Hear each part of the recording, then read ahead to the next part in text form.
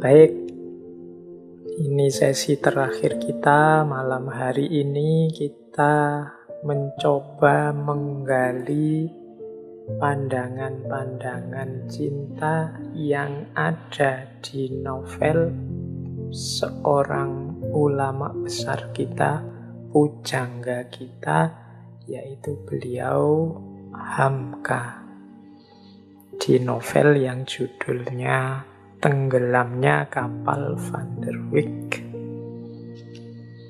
Kemungkinan teman-teman juga sudah membaca novelnya, bahkan mungkin juga sudah melihat filmnya, dan sudah difilmkan novel ini. Ya, malam hari ini kita belajar mencari, mengais-ngais sedikit, siapa tahu dari novel ini ada wawasan-wawasan cinta yang ternyata relevan untuk hidup kita. Kalau tentang pengarangnya sendiri sih kita tidak ragu lagi ya, karena beliau ini kapasitas keilmuannya tidak perlu dipertanyakan lagi. Ketokohannya, teladan perjalanan beliau di dunia ilmu itu sesuatu yang sudah tidak perlu diragukan lagi. Jangankan buku-buku beliau yang isinya luar biasa, termasuk ceramah-ceramah beliau. Riwayat hidup beliau saja itu isinya banyak sekali pelajaran-pelajaran, banyak sekali hikmah-hikmah. Nah, malam hari ini kita coba membuka novel beliau. Yang novel ini sebenarnya dulunya ini semacam cerita bersambung yang diterbitkan di mingguan, jadi yang namanya Pedoman Masyarakat. Jadi sekitar tahun 1938. Nanti cerita bersambung ini karena penggemarnya banyak yang minta, kemudian diterbitkan jadi buku tahun 1939. Ini ceritanya novel ini selain isinya luar biasa, novelnya sendiri pernah mengalami kontroversi.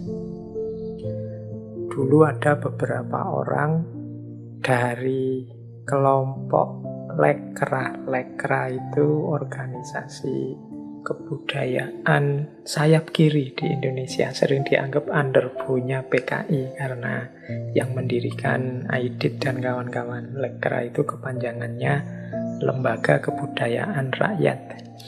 Nanti ada beberapa tokoh dari Lekra yang menuduh tulisannya Buya Hamka ini plagiat dari karya seorang tokoh pujangga dari Perancis yang Baptiste Alphonse Cor, yang judulnya Sous les Tiels.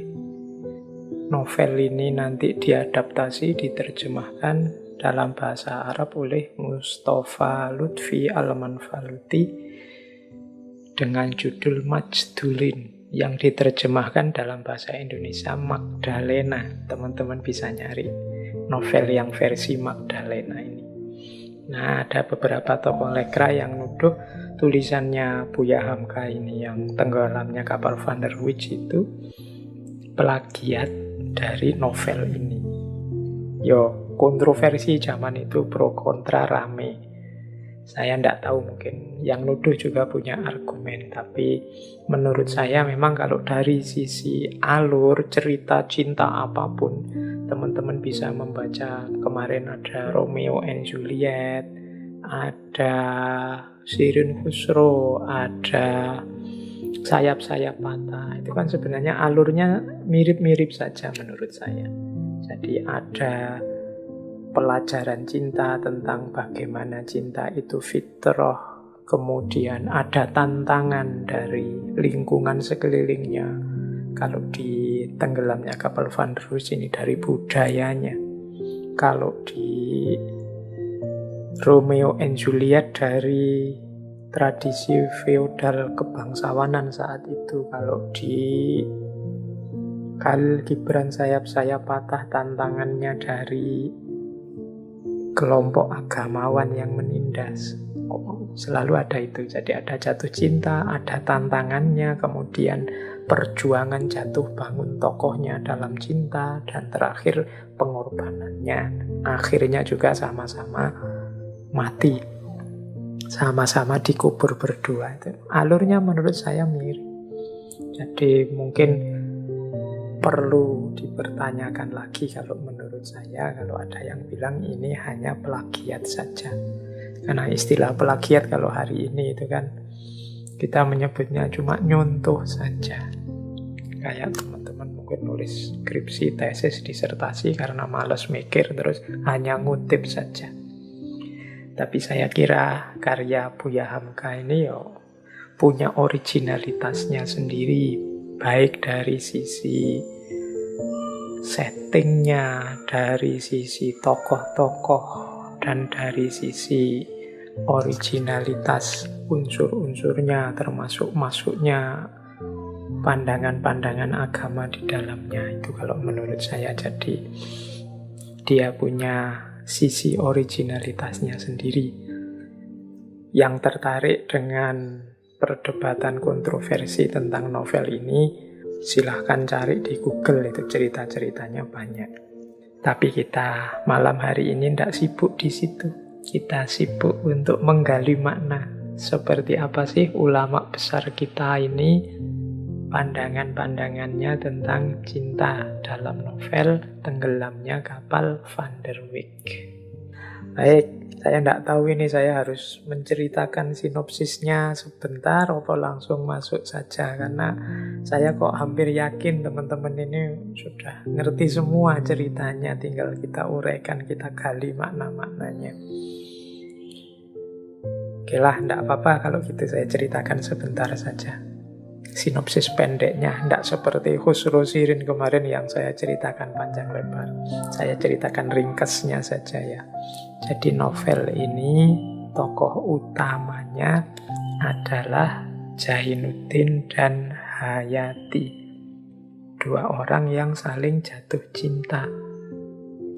Jainuddin ini anak muda yang hidupnya pahit terus sejak bayi, sejak kecil. Jadi ayah ibunya meninggal waktu dia kecil, nanti dia dibesarkan oleh pengasuhnya, namanya Mak Base. Mengapa pahit? Karena ayahnya ini orang yang terusir dari tanah kelahirannya, dari Padang, dengan budaya Minangnya. Jadi ayahnya ini ceritanya dicurangi oleh salah seorang keluarganya. Kemudian dia marah, tidak sengaja keluarga yang mencurangi dia ini terus terbunuh. Sehingga dia dipenjara. Nanti keluar dari penjara, beliau bekerja di Makassar, diambil menantu oleh tuannya, dan dari situ lahirlah Jainuddin. Tapi ternyata Jainuddin juga tidak lama dalam asuhan ayah ibunya karena mereka berdua meninggal saat Jainuddin masih kecil. Nah, setelah tumbuh dewasa, Jainuddin kembali ke tanah kelahirannya di Padang. Sayangnya, sekarang Jainuddin posisinya sudah sebagai orang asing. Jadi dalam tradisi budaya Minang, dan dia mengalami banyak kepahitan-kepahitan karena terkucil di sana. Disitulah nanti dia jatuh cinta dan juga dibalas oleh Hayati. Jadi mereka berdua saling jatuh cinta, surat-suratan dan lain sebagainya. Jadi ini mode cinta-cintaannya masih surat-suratan. Kalau hari ini mungkin teman-teman WA-anan ya, DM-DM-an. Zaman saya dulu masih surat-suratan. Ya, menurut saya lebih puitis. Kalau surat itu lebih romantis. Kadang-kadang nulis surat satu saja itu bisa menghabiskan setengah buku. Salah dikit, ganti, salah dikit ganti, merasa ndak enak ganti lagi, sampai bisa menghabiskan satu buku itu hanya untuk satu surat saja. Itu momen paling mendebarkan itu setelah ngirim surat terus menunggu balasannya, ini dibalas apa ndak, balasannya gimana. Itu ada momen-momen luar biasanya. Saya nggak tahu kalau teman-teman hari ini ya mungkin pakai WA, pakai email, apa pakai Instagram, saya nggak tahu. Ya mungkin ada berdebarnya sendiri, ada romantikanya sendiri. Tapi zaman ini masih pakai surat-suratan. Maka nanti di tenggelamnya kapal Van der Weyden itu isinya banyak surat-surat. Ya, teman-teman yang ingin bikin surat yang romantis bisa mengambil inspirasi dari apa yang ada di buku itu. Nah, sayangnya percintaan dua anak muda ini, Hayati dan Jainuddin ini dianggap ndak selevel, ndak sekufu. Jadi Jainuddin karena dianggap orang asing, akhirnya jadi gunjingan, jadi diomong orang. Ini sehingga orang-orang yang dekat dengan Jainuddin dan dekat dengan Hayati kemudian mencoba untuk menasihati mereka, mbok yo ndak usah cinta-cintaan, nanti malah susah loh kalian berdua ini, karena ndak selevel, ndak cocok. Nah, karena ingin menjaga Hayati, Hayati juga karena kasihan pada Jainuddin, akhirnya Jainuddin ini menjauh dari dekatnya Hayati, dari daerah mereka tinggal. Daerahnya namanya Batipuh. Jadi tinggal di tempat yang jauh biar gunjingan itu hilang. Sekalian nanti Jainuddin sambil belajar juga bekerja untuk mengumpulkan uang, mengumpulkan biaya. Siapa tahu nanti bisa melamar Hayati. Yo, surat-suratannya tetap jalan terus meskipun jauh. Nah, peristiwa tragisnya kemudian muncul setelah ini. Jadi yang pertama nanti pengasuhnya Jainuddin yang tadi namanya Mak Base ini meninggal dan meninggalkan warisan, tinggalan orang tuanya dulu. Nah, dengan bekal warisan ini Jainuddin kemudian bertekad akan melamar Hayati. Dia berkirim suratlah pada keluarganya Hayati. Sayangnya oleh keluarganya Hayati ditolak lamaran ini, karena Hayati sedang dilamar juga oleh anaknya saudagar kaya, namanya Anjis. Dan yang diterima ya lamaran anaknya saudagar kaya ini. Patah hatilah Jainuddin. Wow. 2 bulan dia sakit, tidak bangun dari tempat tidur, sampai kemudian dia dimarahi oleh seorang temannya, namanya Muluk. Teman ini sebenarnya anaknya tempat Jainuddin kos. Temannya ini awalnya agak preman, tapi kemudian preman yang baik hati sehingga bisa akrab dengan Jainuddin, kemudian membantu Jainuddin bangkit. Akhirnya Jainuddin dan Muluk ini berangkat ke Jawa biar tidak sedih terus di Padang. Di Jawa, karena Jainuddin ini pinter, kemudian dia jadi penulis dengan nama inisial Z dari Jainuddin. Sukses dia nulis, penggemarnya banyak, yang menunggu-nunggu tulisannya banyak.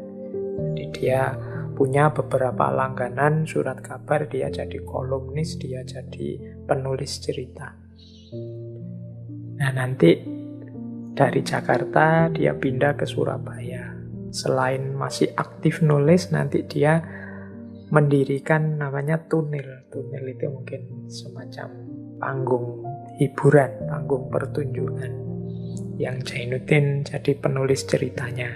Kalau sebagai penulis dia pakai inisial Z, nanti di Tunil ini dia dikenal sebagai pemiliknya Tunil dengan nama Tuan Sabir. Selain itu, Jainuddin juga aktif dalam pergerakan anak muda perjuangan. Dia punya klub namanya Klub Anak Sumatera. Nah, jadi Jainuddin di Jawa sukses.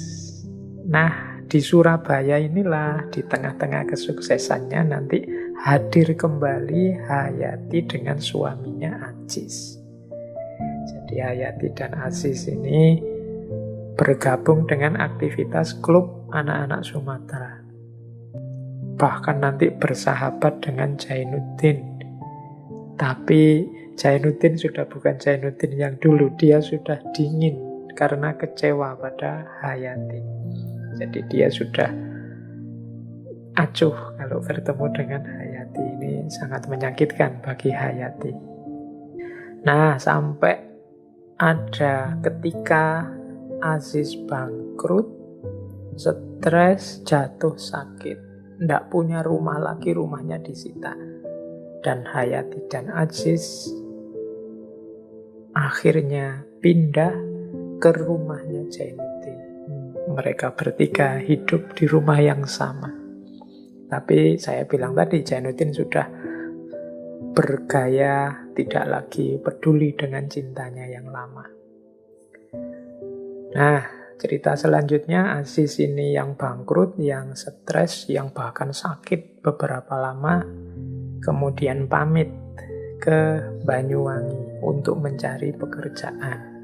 Tapi nanti sesampainya di Banyuwangi dia malah bunuh diri. Karena mungkin kecewa, depresi dengan kejatuhannya. Dia mengirim surat pada Jainuddin yang isinya mengembalikan Hayati pada Jainuddin. Tapi Jainuddin yang masih kecewa, meskipun sebenarnya ya masih cinta. Karena di ruangan kamarnya Jainuddin itu masih penuh gambarnya Hayati. Tapi dia melampiaskan kecewa, dendam cintanya pada Hayati dengan cara dingin dan tidak peduli. Akhirnya Hayati disuruh pulang oleh Jainuddin, disuruh pulang ke Padang. Disitulah nanti terlibatnya kapal Van der Wijk karena Hayati pulang ke Padang dari Surabaya naik kapal Van der Wijk. Kemudian terjadi bencana, kapalnya tenggelam. Jainuddin sungguh menyesal. Akhirnya dia juga jatuh sakit, akhirnya meninggal dan dikubur bersama. Akhirnya sama ya. Dengan banyak cerita-cerita novel yang kita angkat bulan ini. Oke, sekarang kita gali. Ada makna-makna cinta apa saja di balik novel itu. Sekedar informasi ya untuk teman-teman tentang kapal Van der Wijk ini. Yo memang digunakan oleh Buya Hamka di novel beliau, tapi kapal ini bukan kapal fiktif. Kapal Van der Wijk ini memang benar-benar ada. Jadi kapal ini milik maskapai pelayaran Belanda saat itu. Nama Van der Wijk itu diambil dari nama Gubernur Jenderal Hindia Belanda. Namanya Karel Herman Ad van der Wijk. Dia ini berkuasa tahun 1893 sampai 1899. Kapal ini populer sebenarnya. Dulu misalnya Muhammad Hatta dan Sultan Syahrir ketika dibuang ke Ndigul itu juga naik kapal Van der Wijk ini. Nah, tapi memang kapal ini kemudian kisahnya berakhir tanggal 20 Oktober 1936. Sebagaimana diceritakan di novel Tenggelamnya Kapal Van der Wijk. Jadi ini memang benar-benar ada peristiwa kapal Van der Wijk yang tenggelam. Jadi ini kapal ini tenggelam di selat antara Pulau Madura dan Surabaya. saat hendak berlayar dari Surabaya ke Tanjung Priok. Dari sekitar 250-an orang, kabarnya ya hanya 150-an yang selamat. Termasuk Hayati. Hayati ini selamat sebenarnya, tapi mengalami luka-luka yang sangat parah. Sehingga masih ada momen ketika dia bertemu terakhir kali dengan Zainuddin untuk mengungkap perasaannya. Juga ada momen dia sempat mendengarkan pernyataannya Zainuddin yang masih cinta kepadanya. Jadi masih ada adegan terakhir pertemuan mereka, karena Hayati sempat selamat meskipun kemudian akhirnya meninggal. Kalau teman-teman mau mencari peristiwa tenggelamnya kapal ini, nanti diperingati dengan dibuat satu tugu. Tugu ini adanya di Pelabuhan Brondong, daerah Lamongan. Coba dicari ya di Lamongan. Di situ ada tugu prasasti memperingati tenggelamnya kapal Van der Wijk itu, yang ada kata-kata di tugu itu ucapan terima kasih kepada para penyelamat, termasuk para nelayan yang ikut membantu menyelamatkan. Baik, itu tentang kapal Van der Wijk. Kita mulai belajar sekarang tentang cinta yang bisa kita ambil dari novel Tenggelamnya Kapal Van der Wijk.